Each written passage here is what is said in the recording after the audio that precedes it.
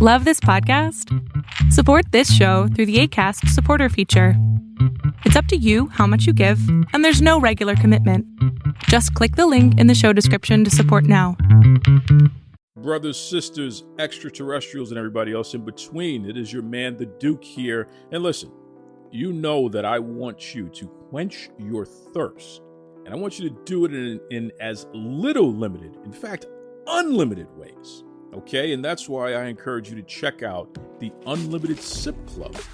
Our friends over at Panera Bread has put together a fantastic club here, an exclusive club here. What's cool about it is once every 2 hours, you can have a beverage of your choice, including their iced or hot coffees, iced or hot teas, their fountain beverages. Get this, they even have those healthy energy drinks that they've dubbed the Charged Lemonade. And let me tell you something, man, it is fully charged. That's right. Check out your local Panera Bread or visit PaneraBread.com. I absolutely encourage you to check out the Unlimited Sip Club. And if you are a new subscriber, you're going to get your first month free. Then after that, it is only $11.99 per month. Again, drink of your choice, once every 2 hours. You can't beat it. You can stop into a Panera Bread, grab yourself a drink while you're on the road, or you need to take a break real quick, or in between meetings, you name it. And hey, while you're there, grab yourself a pastry, a sandwich, a salad, whatever you need. Okay? Visit Panera Bread. That's right. You're locked in. Look at what we have here, folks. To the only show that matters. The cream of the crop. Duke loves wrestling. And there is no one that does it better than Your host, I have come here to chew bubblegum and kick ass. the Duke. And I'm all out of bubblegum.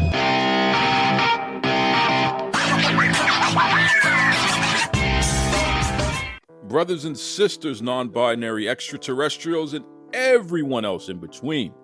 Welcome back to the Duke Loves Wrestling podcast, the show about pro wrestling and everything else. And let me tell you something. We have the return of our man, Rob the Genius. But here's the thing. Rob is absolutely not here to play games with anybody.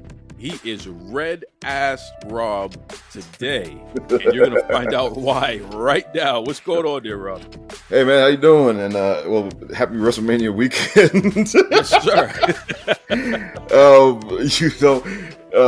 For if any of you guys listening to this later, we're recording this on Saturday morning of WrestleMania, and so and just let me say before we get started, you may think after listening to this that I don't really like this stuff at all, and that's not true. Okay.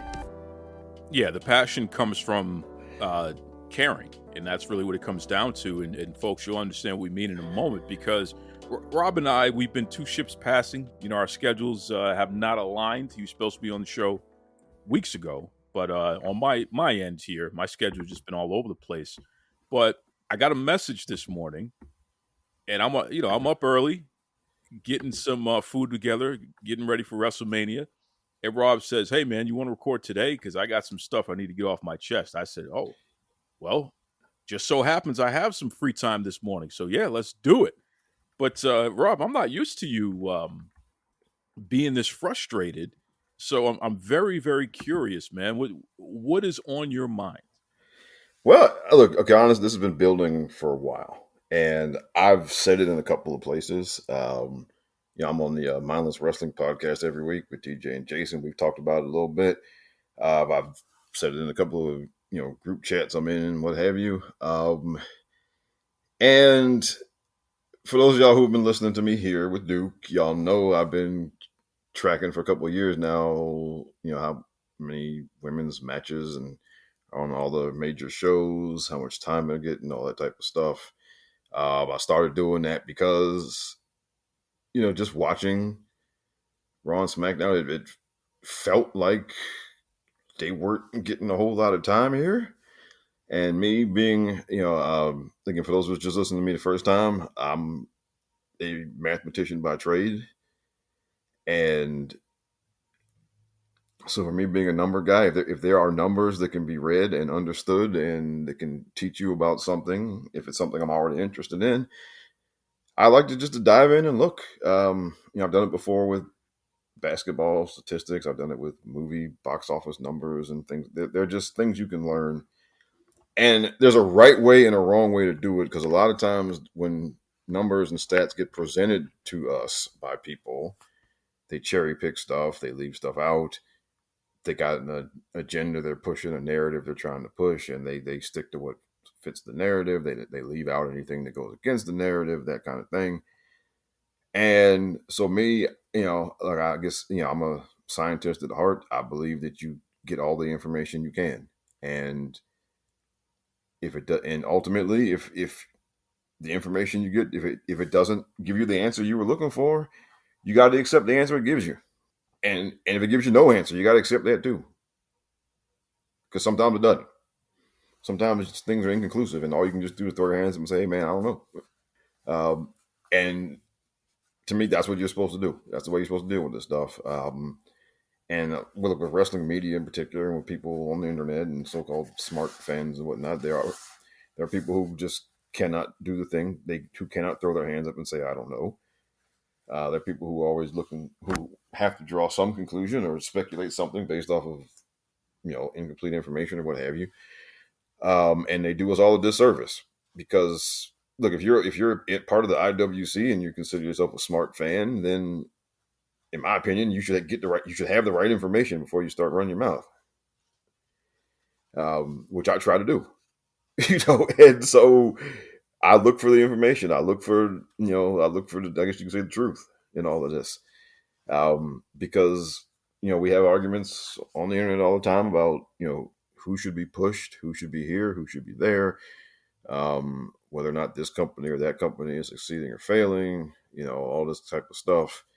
Those arguments that I see are usually they're either not based on good information, or people have their take and they're not budging off of it, and they'll tell you that you be quiet even. I mean, and look, I got told this today about what we're going to talk about today. I got told this, that I should well, not Rob, be. you're building up the anticipation, man. Let's just get into it. What happened, and then I want to find out who told you what they told you. But what happened? What's got you riled up, brother? Okay, well, so going back, I've just been noting that going back to last year, because now, well, see, I've recently subscribed to WrestleNomics, and as much as I think a lot of their opinions are bad, um, they provide a lot of good information, particularly about things like TV ratings. Now, we've talked about TV ratings here before, and we generally have been negative about like the actual number that Nielsen gives you. But what you can do, you can look at, again, increases, decreases, things like that. If something goes up significantly within a month worth of time, that's notable. If something goes down over a period of time and stays down, that's worth noting, regardless of what the actual number is. Things like that. And so, you know, things started. I've just noticed that, and I also keep track of things. Again, this is just about what, a year, beginning of 2022. I'm sorry for going long with, but there's a lot of history to what I do here, and it's not just because I'm a bit of a weirdo when it comes to numbers. Okay, but when Ronda Rousey came back, there were a bunch of people on Twitter saying, "Well, nobody wants to see Ronda, nobody wants Ronda, blah blah blah," that type of thing. So I just figured, okay, well, let's find out.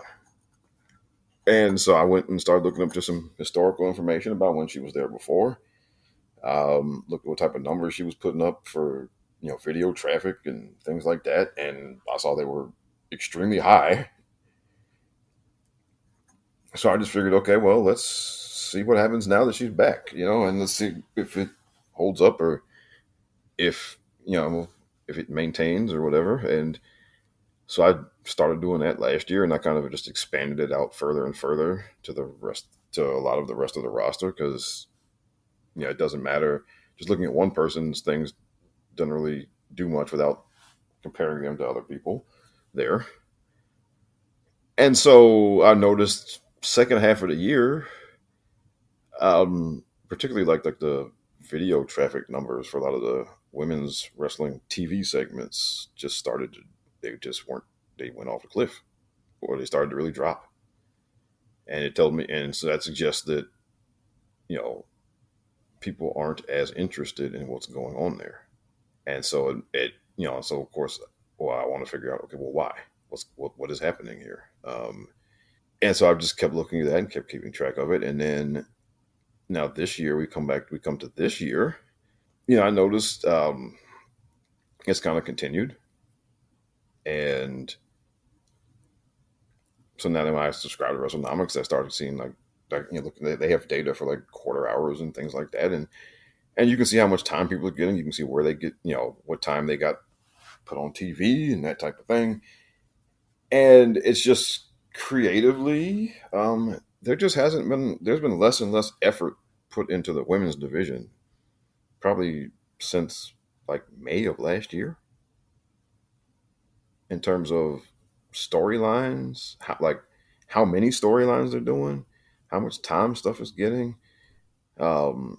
things like that. It's been less, just on a comprehensive level.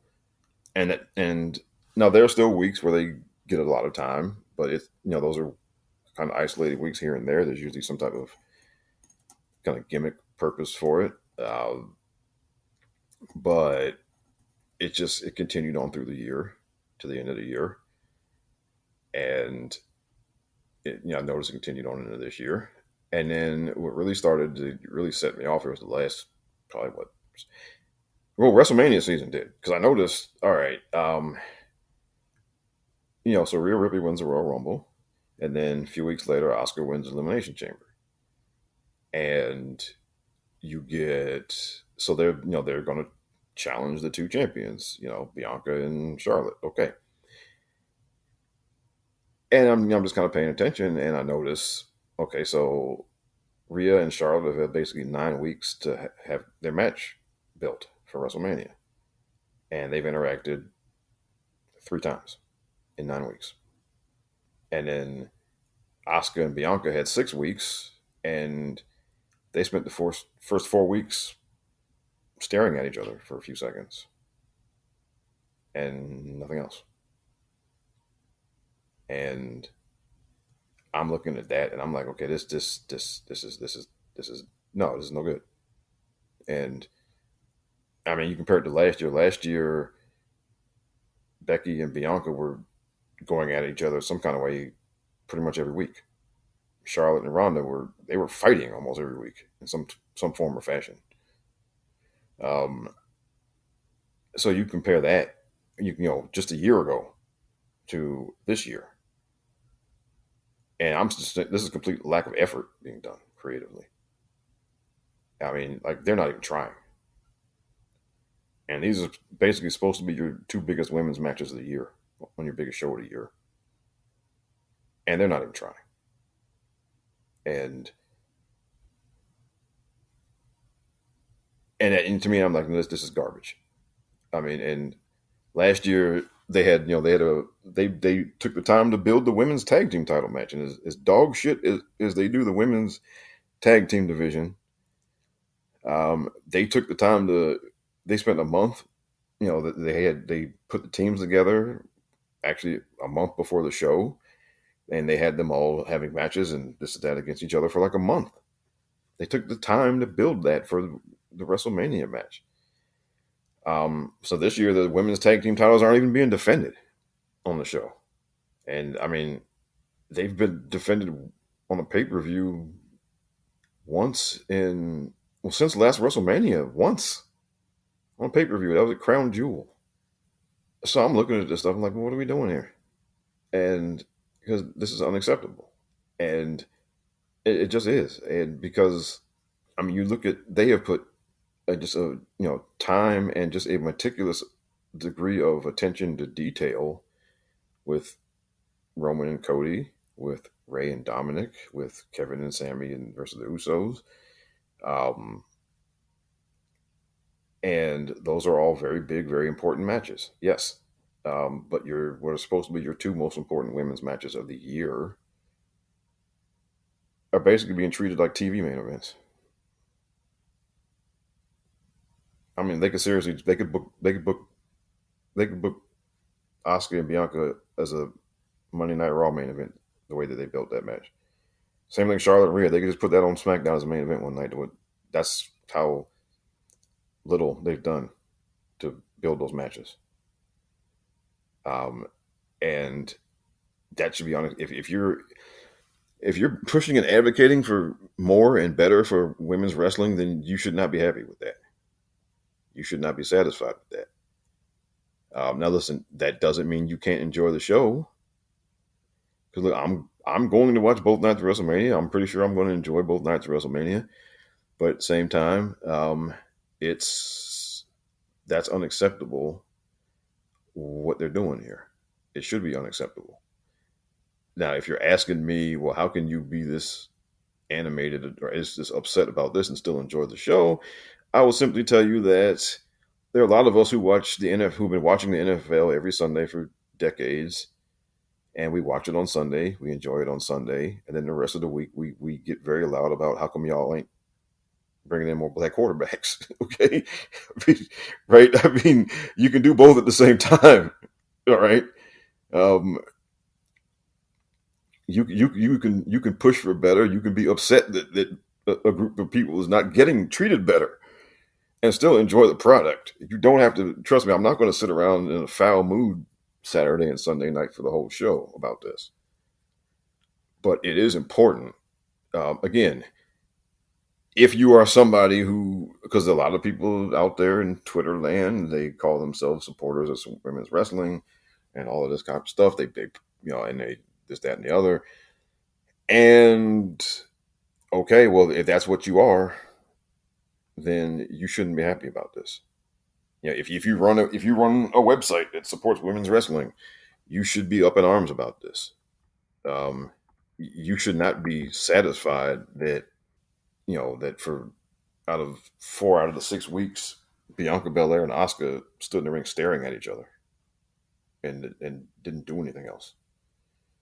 And you shouldn't be happy that in the last episode of Raw before WrestleMania, neither one of them was even live in the building on the show. You should not be satisfied with that. Okay. Again, if you are, if you're out here saying, we love women's wrestling, we support women's wrestling, blah, blah, blah, okay. You should not be satisfied that, Charlotte and Rhea interacted 3 times in 9 weeks. You should not be satisfied with that. And, and some people got upset when the rumor came out that Charlotte and Rhea, made main event the first night. And my thing is, you should be mad that they didn't put enough build into the match. You should be mad if it happens. You should be mad that they didn't put enough create energy into creatively building a storyline to support it as a main event match, because it is a main event match. But if you're going to be mad about it being the main event on night one, you should be mad that they didn't put the creative effort behind it. And I'm not going to name I'm not going to name who told me this, but because it wasn't anything malicious or anything, but it was just, hey, the matches are going to be great. That's what matters, right? No. Okay, that's not enough. All right. I mean, if that's where we are now, where we're just say, well, then the matches will be great. So why are we worried? Okay, I'm going to ask you this. All right, if that's where we are, why should I watch what they do with the women on TV every week then? First of all, you're absolutely right. And I've observed all of this myself and been frustrated myself about it, because it really is odd, the lack of build for all of the women's matches, but especially the championship matches, which I really don't understand. In fact, I mean, NXT has done a far better job of promoting the women's matches that they have for Stand and Deliver than we have for WrestleMania, and it just shouldn't be that way. Well, I mean, like we've talked, every time I come on, we praise the job NXT does booking the women's division, and it's the same company. Well, this is the thing. It's the same company, so I don't even understand it. But let me ask you this. Who gave you pushback regarding you not only acknowledging these issues, but, speaking up about it? Oh, actually, it wasn't like some angry, malicious thing. It was just not my friend at Chair Shot Media, Greg DeMarco, and he was just, because he's a big believer in just, enjoying or not enjoying something as a choice. And I agree, but I also think you point stuff out. And because it matters. Because people always say that, well, the stories in pro wrestling, the stories matter just as much as the matches, or sometimes the stories matter more than the matches, right? I mean, we got this great story that's been going on with the Bloodline for multiple years, and it's a great story. It's one of the greatest pro wrestling long-term stories ever, and so, and nobody's even asking to do a 3-year long-term story with a, the women's division. Nobody's even saying that. But here, you're barely doing anything. And now they got they got the women are doing media, but like you have to be basically you have to be a super in tuned super fan who keeps up with everything that everybody's doing to know that they're making these media appearances. If you just watch the TV show, which I might add, most of the people who are fans, most of them they watch the TV show in some form or fashion. Maybe they don't necessarily watch it live on Monday or Friday night, but they either do that or they watch the YouTube highlights or they watch it on Hulu or something. But their extent of watching is watching the TV part of it. Most people who watch the stuff, they're not on Twitter. They're not reading dirt sheets. They're not, they're not on the WWE website every day, right? Most of the fan base is not doing this. Is not doing all of that. So what you put on television, and it sends a message. Like how you present stuff on television sends a message to most of your audience. Like most of the audience, I've been very vocal in some spaces about Piper Niven. How she's been jobbed out for a year, basically, to anybody and everybody. And Piper Niven's a really good women's wrestler. And so, but they job her out. And what message to people who, if you only watch TV, which is what most of the fan base does, what would your perception of her be, seeing her lose all the time? That she's not very good. Okay. Right. So how you present stuff matters. How you present people matters. How you present matches matters. Like they tell you what's important, right? By how they present things. And now, you can even tell, like, if you really study this stuff, you can even tell by when they put it on the show, right? And now there's a bit of a difference between the two matches because they have put the few times Charlotte and Rhea have gotten together, they have put it on in one of the kind of prime quarters of the show, which is 9:00, and that does make a difference. Now with Asuka and Bianca, they've dumped them in the third hour, in the 10:00 hour. And look, if you get, just to give you guys a little bit of inside baseball here, on Monday night, if you get put on at 10:15 or 10:30, that's basically that's the ghetto, right? That's the abyss. That's the trash bin, basically. And there've been a couple times they've been put on there. And again, this is supposed to be your most important women's match on Monday Night Raw for the entire year, and you're putting it on in the dustbin quarter of your 3-hour television show.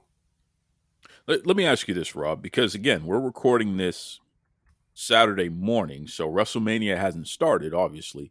Right. There's been a lot of there's been a campaign basically of people trying to come up with excuses for why one of the women's championship matches should not headline Saturday night, night one of WrestleMania. And it's really confusing to me because including women saying that no, it should be the Usos and Owens and Sammy. Now we're seeing, speculation that it could be Cena and Austin Theory. Like Well, they clarified Cena and Theory are opening. They clarified. they're supposed to be opening. Okay, so that's I want to make sure of that. But I'm just curious though.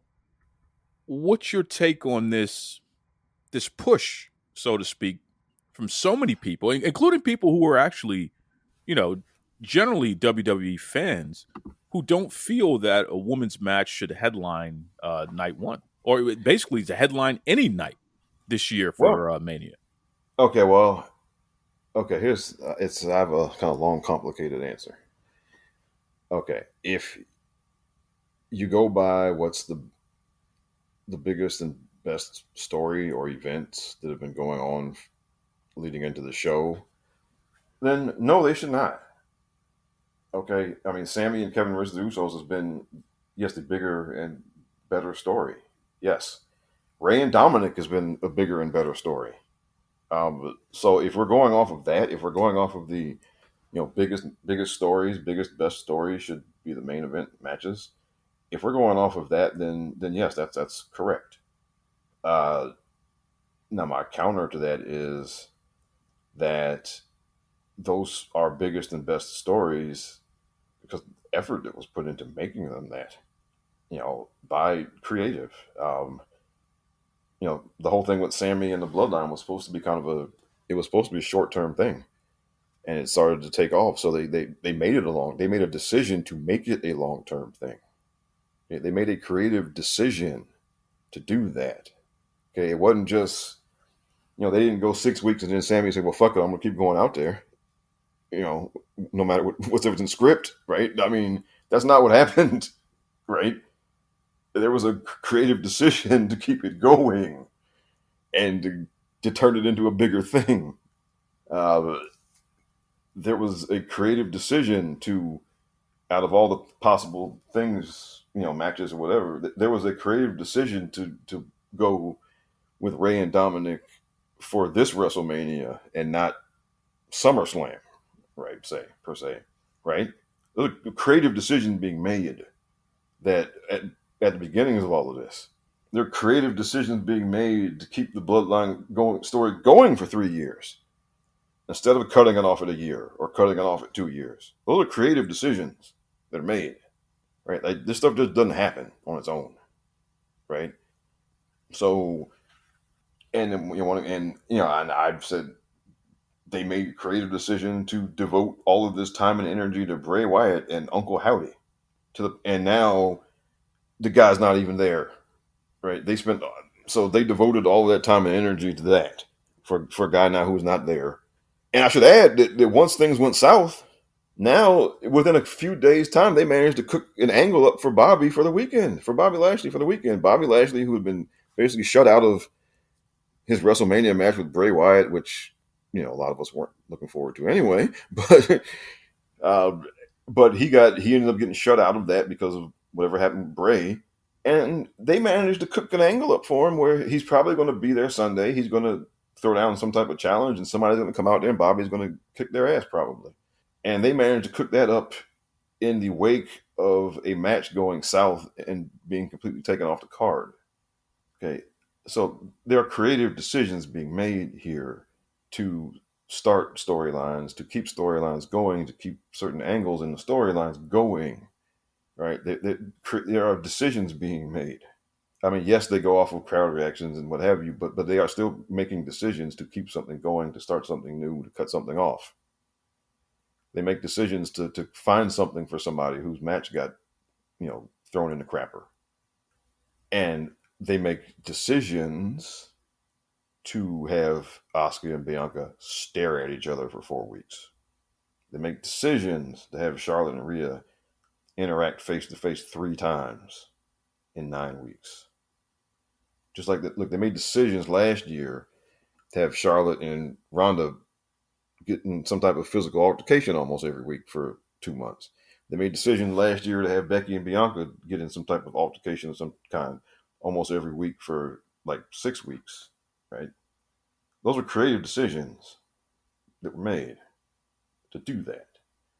And let me tell you, they were the right decisions because both of those stories they got high TV ratings across the board. Okay, there were some weeks where they were on both cases were the highest rated parts of the show. Both of those did a whole ton of like video traffic and what have you. Those decisions paid off when they made them last year. Okay, and so this year, and remember last year that wasn't happening in a vacuum. Last year you had a whole story with Roman Reigns and Brock Lesnar going on. You had, Seth Rollins is trying to secure himself a WrestleMania match. You had that story going on. You had Randy Orton and Matt Riddle trying to win the tag team titles back. That was going on. You had the Miz and the Mysterios and Logan Paul story going on. You had other stories going on television that were being given time and attention. But they also found the time to give both of their women's championship matches ample time and ample activity to build them up into the important things that they were. And those decisions paid off. Again, those were both cases. Becky and Bianca and Charlotte and Ronda, both cases, week after week, they were either the highest rated part of the show or the second highest rated part of the show. Okay. So it paid off. You can't say that, women's wrestling doesn't draw when you put the right people on the stage and when you give them the proper material and you give them the proper time, they absolutely can, because they did just last year. And the same thing, the women's tag team title match build also got good TV ratings and traffic numbers and things of that nature. So again, you get the right people there, you put the right people on stage, you give them good material, you give them time to make the commitment. It can pay dividends. It has paid dividends. This year they just said screw it. So I have to ask you directly then, Rob. Should they main event night one or not? I'm of two minds about it. I think on principle, yes, based on what they've sold to the TV audience over the past 2 months, no. And now I will say that if they do main event night one, I don't think anybody's going to be particularly mad if they main event night one once it happens, right? But in principle they should. Yeah, but again, they haven't sold it like that though, so they haven't told their TV audience that either of those two matches should main event, and that's the fault of. I put that entirely on the fault of creative, and you can't just say that. Oh well, the bloodline story is so important. Yes, it is. Yes, it is. But last year, and look, now last year, Stone Cold Steve Austin came back. Of course, you put him in the main event. Yes. Okay, that's a no-brainer. Yes, you do. Same as Kevin Owens are not Stone Cold Steve Austin. The Usos are not Stone Cold Steve Austin. Okay, they're not. You don't.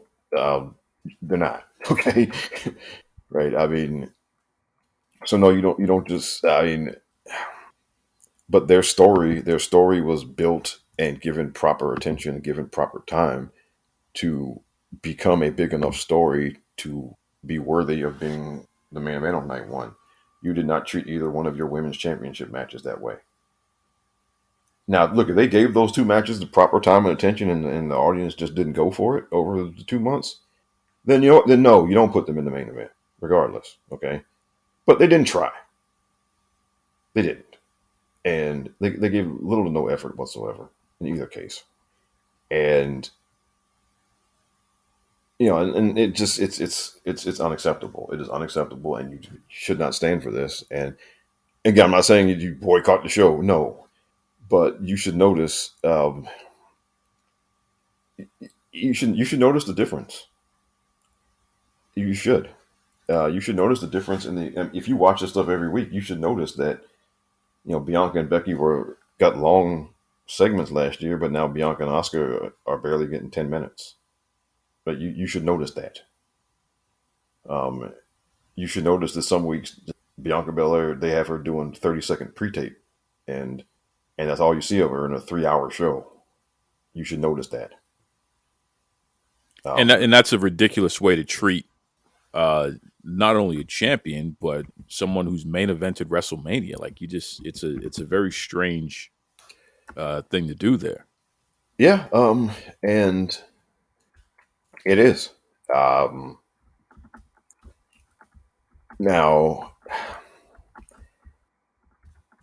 I think look, I think we have to admit to a degree that now me, you, and others like us, we occupy a corner of the fan base. We are not the entire fan base. So when it comes to women's wrestling, the fan base at large, their kind of threshold for being satisfied is a lot lower than yours and mine. But that's all the more reason why people like me and you got to push this stuff, because the default position for people in creative at not just WWE but at wrestling companies, the default position is to not spend as much time on the women's division versus how much of the roster space they occupy on the roster.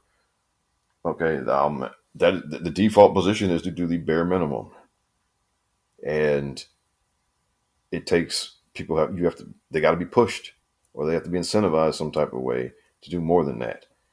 Or otherwise they're going to revert to the mean, basically. Because look, we can criticize AEW's how they book the women's division all day long, but what they do is basically the default position, right? And now, if you don't want that, if you want more than that, if you want better than that, then you got to push for it, and you just do. And again, we claim to be people who want better, right? We talk to people who say that they want better, right? And look, for me, like, you should want the best possible product that the wrestling company can give you. Okay, and you can't tell me that a more thorough, more detailed build for Asuka and Bianca would not have been better television than wasting time with Uncle Howdy. You can't tell me that, okay? You are not going. There's nothing you can say that is going to convince me that we were better off with them spending all that time on Uncle Howdy. Let me throw a take at you. I feel like WWE does not have a woman who is currently on the roster, or even that they could bring from anywhere else, even past stars like a Trish Stratus. They don't have a woman who has been elevated by the company to the point where it's like, listen, this is our big match person. Like, just like a Roman Reigns, just like an Austin, just like a John Cena, this is our big match person. This is somebody who they absolutely are going to have our support and be set up to draw because they're our big match person. They don't have a woman in that position currently. And they really haven't had a woman like that. Charlotte Flair, she was in the first women's main event at WrestleMania. She didn't win, but she was in it. She's a 14-time world champion. I believe Charlotte Flair has to main event night one this year, and I believe that she should win. In order to set up Charlotte versus Bianca, who is the greatest main event woman in WrestleMania history? That match, Charlotte versus Bianca, and you put a title on the line for it, that match would absolutely be one of the biggest matches in WrestleMania history if you set it up properly. But in order to get there, we need Charlotte Flair in the main event, and she should either win or she should lose so terribly that now she needs to chase Bianca in order to prove herself ultimately at WrestleMania. So it could go either way in that regard. But the main point is you can take both women and elevate them to the point where it's like the company backs them, just accept it. It's a clear cut. There's no misconceptions here. These are our top women's draws, and this is what it's going to be. And historically, these are our Hall of Famers. These are living legends right here. I believe they need to elevate these women this way. And by not doing so, they're letting money just walk out the door. What's your take on that? Okay, well, I would say they have several women who they have maybe gotten, who they have kind of walked 80% of the way to about what you're saying. But then they do something to pull back. Yeah, and listen, and not to interrupt you, but there's a difference between Seth Rollins and Roman Reigns, right? Yes. Yes. Both guys have been champions, but Roman Reigns is on a different level. We Yes. don't have a woman in that company, and you could make two with Charlotte and Bianca, but we don't have a woman in that company who's on that level, not because they're not talented enough, but because the company has not anointed anyone on that level. Well, because like I said, they have, so again, they've walked several women kind of 80% of the way there. Right, so they've walked Charlotte and Bianca 80% of the way there. They walked Becky Lynch 80% of the way there. But there were times, even like when Becky was in 2019, when she was at her absolute most popular and like arguably the most popular person in the entire company. Even then, they had her like after the WrestleMania 35. They had a lot of her pay-per-view matches were in lower spots on the card. And because I think after WrestleMania 35, I think she main evented, her and Seth Rollins had a mixed tag team match where they main evented Extreme Rules. And then she and Charlotte had a tag team main event at TLC. And then she was in a triple threat main event at Survivor Series. And that was, so from WrestleMania 35 up until, for what, 12 months? Because she, after WrestleMania 36, she left she went off, she was pregnant. So, and she took off after that. So, from over a 12-month period, over that 12 months, she was arguably the most popular person in the entire company, male or female. And she main evented 3 pay-per-views. And 3. Charlotte and Sasha main evented Hell in a Cell 2016. And then there was not another woman main event on a pay-per-view until, maybe the Women's Royal Rumble, I think, in 2018. So we went over a year before there was another, women's main event on a pay-per-view. And then after that, it wasn't until Evolution, which was an all-women's pay-per-view. So of course you'd have a women's main event. It's been very sporadic. And look, and there have been pay-per-views where, yes, you absolutely could have chosen to have a women's main event. And to give you an example, when Charlotte and Sasha main event at Hell in a Cell was 2016. They were the main event of that show. Okay, they main evented over the Universal title. There was a Universal title match in Hell in a Cell match on the same show. Seth Rollins and Kevin Owens. They were chosen to main event over that. They were chosen to main event over Roman Reigns and Rusev for the U.S. title, which was also a Hell in a Cell match. A choice was made that we're putting them on last. You could have picked either of those 3 matches and picked them as the main event for that show. They chose to have Charlotte and Sasha main event. That was a choice. Just like, they chose the Women's Rumble to main event in 2018. Right? The choices are made here. All right. It's not just, these things just don't happen on their own. It's not just, the men's storyline is doing better. There are choices made to put people in certain positions. And again, they tell you what's important by where they put it. They tell you what's important. And so when you put segments to build your Raw Women's title match, when you put them on at 10:15 or 10:30 on Monday, you're telling people that it's not important. Because just for reference, 10:15, 10:30 on Monday, that's your last stop before the main event. And which is your last chance to take a break before the main event, to do whatever, right? Go to the bathroom or, take dog outside or whatever, right? That's your last chance to do it before the main event, 10:15, 10:30. And they know that, and because they know people don't sit there and watch the entire 3 hours. They know people dip in and out, at different times. So if they put you on at 10:15 or 10:30, they know that there aren't going to be as many people watching, regardless of what goes on in that space. So when they put something there, it's telling you that, this really isn't that important. So when you put your Raw Women's title, when you put segments, to build your Raw Women's title match, when you put them on you put them on at 10:15, 10:30, you're telling people that this really isn't that important. That's what you're telling them. And look, which is the primary complaint people have about AEW, that, well, it's 9:15. That's the women's match segment because, 9:15 on Wednesday is just like 10:15 on Monday. It's where you dump things. So again, 2 weeks in a row, you're putting segments to build your Raw Women's title match at WrestleMania. You're putting them on at 10:15, 10:30. You're telling people that this isn't important. That's what you're doing. Rob, there was I'm going to switch speeds for a moment here because there was something originally that we were going to talk about a couple weeks back. I just want to get your quick thoughts here.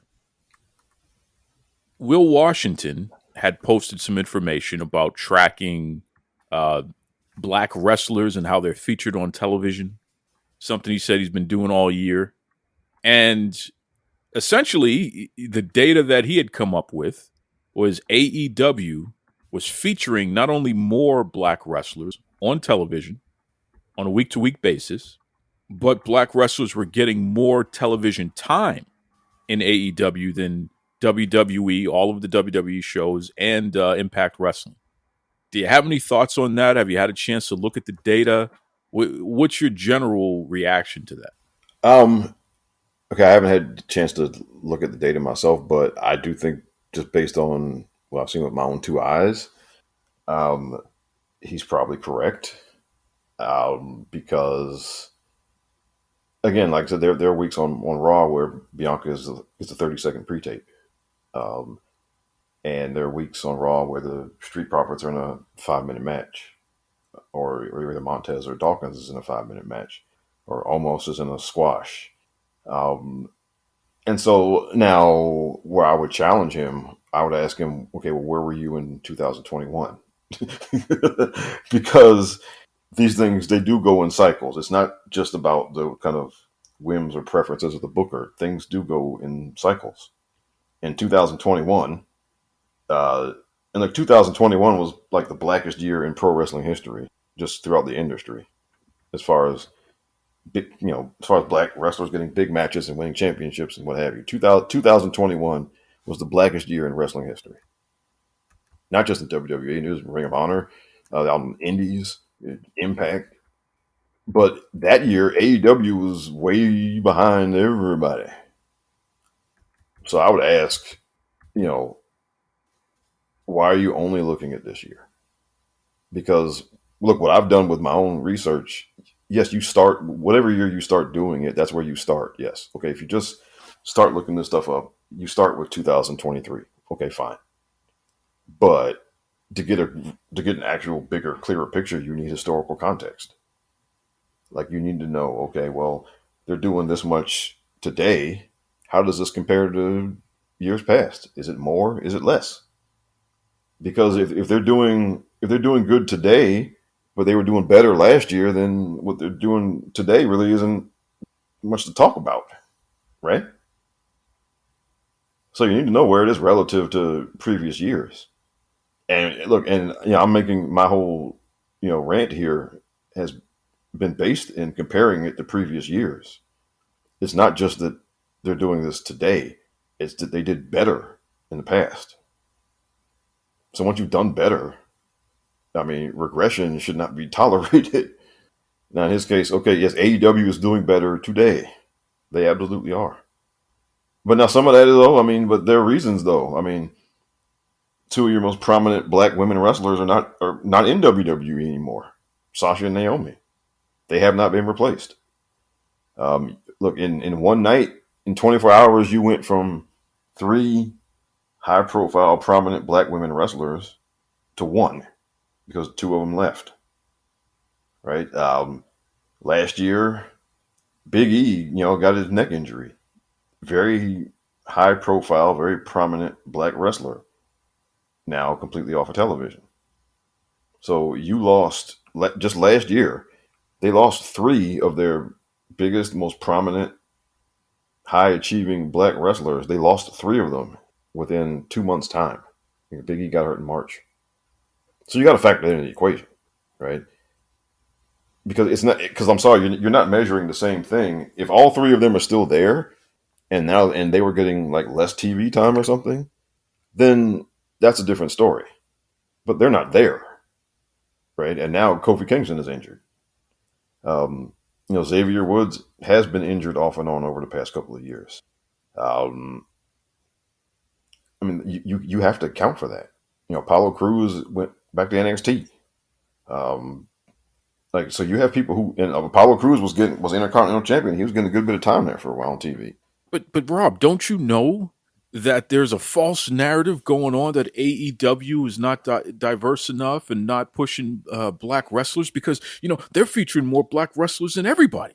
Don't you know that, Rob? So that means there's no problems there. And it's just people who are in bad faith stirring things up, like myself.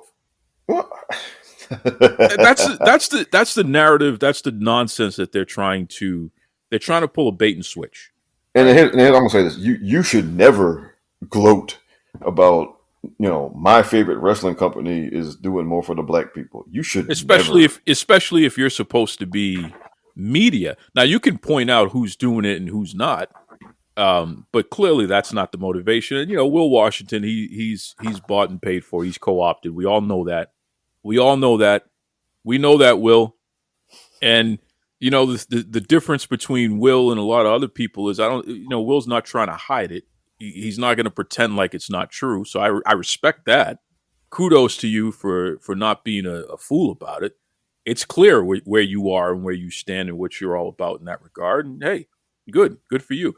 But I just think that it's interesting because I've been calling Tony Khan out on this issue from day one because he had promised that we were going to get equitable diversity, and we still to this day we've never gotten into that company.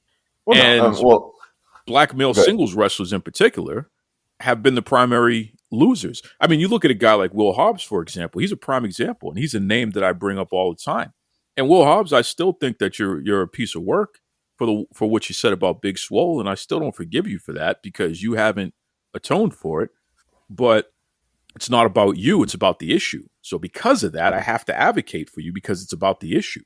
Will Hobbs, the only white wrestler who is consistently ranked as one of the top wrestlers in the company and under contract, who has lost to Will Hobbs in a one-on-one contest, is Wardlow. He's the only one.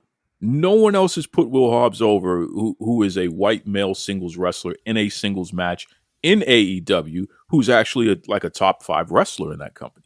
Not a single one of them. But Will Hobbs has put every single one of them over. And when Wardlow lost to Hobbs, he did so because QT Marshall interfered in the match. So it wasn't even like Will Hobbs won on his own. A big, hulking badass like Will Hobbs. And you have continuously devalued the guy, but now everything is okay because he won a champion. He won the Sonic ring, and then he won a championship. So everything is okay. Meanwhile, who is he beating? Who has put Will Hobbs over? It's not Christian. It's not Orange Cassidy. It's not MJF. Who has he beaten? He has one victory over Wardlow as a singles competitor, and that's because of interference. No one has put Will Hobbs over that is a white male singles wrestler who's one of the top wrestlers in the company. It has not happened. Don't tell me that that's equitable. That sounds like a bait and switch to me, Tony Khan. Sorry about that, Rob. I had to get that. Oh, no problem. No problem. And because look, I mean, back in 2021, a lot of us were very just celebratory of just the degree of how WWE was booking its black wrestlers. Okay, a lot of, and look, I was one of the people celebrating it too in 2021. And now, 2 years later, we're far from that. But again, some of that, but there are reasons to explain. Like I said, some of those people just aren't there now. I mean, and or some are out injured. So you can't, the criticism you lay on them has to be a lot more nuanced. Now, where I would criticize, if you want to criticize WWE for how it's booking black wrestlers, I would point to, again, how they have Bianca on television.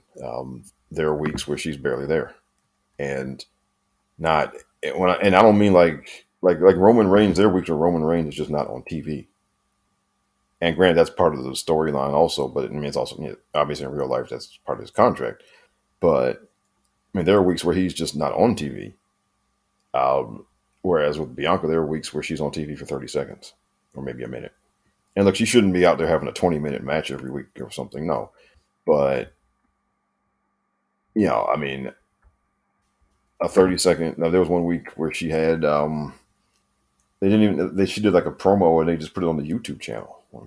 And I mean, I do question that, particularly on a 3-hour show, right? If you're on SmackDown is a bit different because it's only 2 hours and sometimes stuff gets cut and it happens sometimes. Raw is 3 hours. There's no excuse. And now the honest reason is that they don't have, a lot of weeks they don't have anything meaningful for her to do. And I've said this in a couple of places. I'll say it here that's concerning because it's concerning. I say it's concerning because, I mean, basically the concern is that they will do with her what they often do with Charlotte, which is just send her out there sometimes. Just send her out there and just, hey, go be you. We don't have to do a whole lot creatively.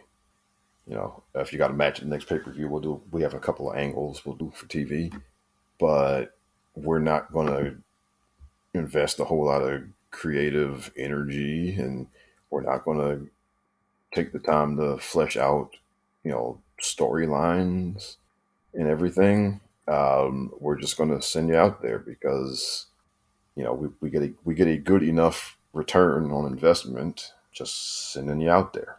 We don't have to do, and I'm concerned that they will. And look, they did the same a lot of times with Sasha Banks, right? They just send her out there. They hit the music. She goes to the ring. She has her match, and then that's it. And that's the type of thing that sticks out for me. Because, like I said before, they walk, with Bianca, with Charlotte, with Becky, they've walked them 80% of the way, and then they stop. and now you should handle each of them differently. But so with Bianca, is the issue is the now there's the kind of the less TV time she gets from getting the last few months. With Charlotte, they would they would get her up to a certain point, and then they would have her lose to somebody or what have you. With Becky, it was card placement when she was at her absolute most popular. They were putting her in matches, in spots on the card that didn't make sense. So they walk you 80% of the way up there, and then they stop. And look, with Sasha, they didn't even walk her 80% of the way up there. It was more like maybe 65, maybe. And they should have done more with her. So, that's on them. Because again, the default position is to put the boys in the main event. And for the women, the main event, everything has to fall into place. Everything has to be going perfectly. Everything has to be hitting high notes, numbers wise. Like everything for the women in the main event, everything has to go right. And Well said. Well and said. It's because true. there is still a sense that you are picking them over the men, right, to main event. And so they have a higher bar. Everything has to go right.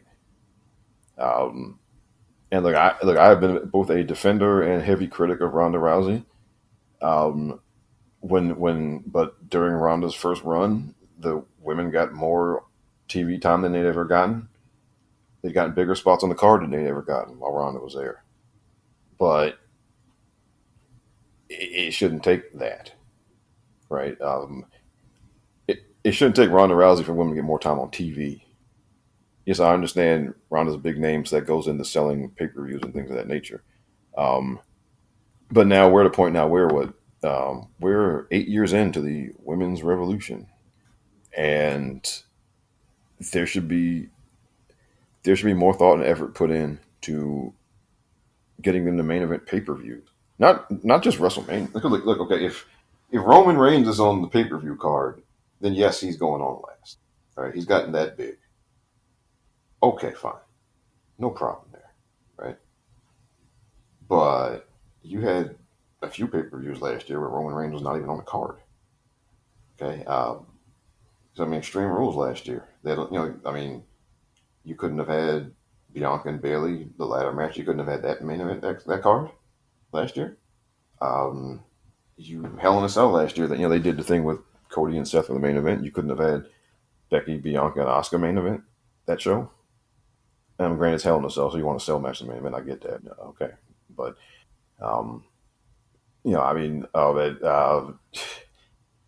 Money in the Bank last year. You couldn't have rearranged that card some type of way so that even if you wanted to do that's a whole other thing too. Also with Money in the Bank, how many times now they've had a women's Money in the Bank match winner? Was it 17, 18, 19, 20? They've had 6 women's Money in the Bank winners. 6. And out of those 6, 2 of them cashed in on the same night. 2 of them cashed in the next day. Actually, no, 3 of them cashed in on the same night. Alexa Bliss, Bayley, and Liv Morgan last year all cashed in on the same night. Asuka and Nikki Cross cashed in the next day. So we've had one women's Money in the Bank winner, Carmella, who actually got to carry around the briefcase and make multiple attempts to cash in the briefcase and then finally succeed. So we've had one women's Money in the Bank winner who's actually gotten a real run with the briefcase to do things with it. 5 out of 6 they cashed them in within 24 hours. That's lack of creative effort. That like if you do it once or once every 2 or 3 years, okay, fine. When you're doing that every year, you're telling me you just want to get out of the way. That's what you're telling me, because that's what you're showing me. You're showing me every year we're either going to do this the same night or we're going to do it the night after. 5 straight years now. So what am I supposed to believe out of seeing that? You want storylines. What am I supposed to think? Rob, why don't you let everybody know the best way that they can keep up with you, man? Because you definitely you delivered today. So what's the best way they can follow you, bro? See, now look, now I come here and now I unload a lot of stuff when I come here. I don't get quite this bombastic on Twitter, but if you want to see what I have to say about a few things, I'm there at RBONNE1. You can hear me every week on the Mindless Wrestling Podcast with DJ and Jason. We are on the Share Shot Radio Network. Our new episodes are usually up on Fridays. I don't get quite this, adamant for the whole show, but I had a very long rant this week in particular, about this very topic about booking the women's division, and I went on a very long rant about how they basically use Charlotte to clean up their booking messes a lot of times. So if you want to hear that, that's this week, the Mindless Wrestling Podcast. And those are the main places. I still write stuff occasionally at robsagenius.com. And of course, you can hear me here when I come on here with Duke. And I thank you for having me. Look, I've been wanting to unload this stuff for a while because in light, because look, a lot of times people say now it's very hard to get any substantive criticism of WWE, and it's hard to get any of that off now because the answer you get from so many people is, well, they're making record profits, so they must be, they know what they're doing. Okay, and I mean the NFL is making record profits, and there's still plenty to criticize about how they operate. Football fans do. Football fans, drop the hammer on the NFL 24/7 while they still watch all the games every Sunday. You can watch it every week. You can acknowledge that they're making more money than they made before. That doesn't make criticism invalid. That doesn't mean you should not criticize them at all. That doesn't mean that it doesn't mean that certain things that are being done wrong don't matter. Right? I mean, it doesn't. And then people will tell you, well, why don't you stop watching? Okay. I mean, that's definitely a choice you can make. And, look, today's mistakes, are what lead to tomorrow's audience decline. And no, it doesn't show up immediately, but it could. But even then, I mean, just look, you want better. And I would tell people, I know I'm rambling here, but yeah, I mean, if you find the way they're presenting women's wrestling to be unsatisfying to you, then I would tell you, yes, you absolutely should make a decision with your remote control. You should, and you should find outlets or companies where they are better presenting women's wrestling. If you are really not happy, if you think that there's something missing with how they're doing it right now, then you should vote with your remote control or your pay-per-view event choosing options or what have you. You absolutely should. But because there's a lot of room for so much improvement right now. And look, they have the biggest women's roster they've ever had. They got over 30 women on the main roster. So this is not the days where you only had 6 women on each show, so you couldn't have them wrestle every week because you'd burn them all out. This isn't that. All right, I'll stop because I can go on. I can go on forever. Trust me. Hey, this is Booker T, 6-time world champion, and you're listening to Duke Love Wrestling. Now, can you dig that? Until next time, folks, be kind to yourselves and be kind to others. Take it away, Tony Schiavone.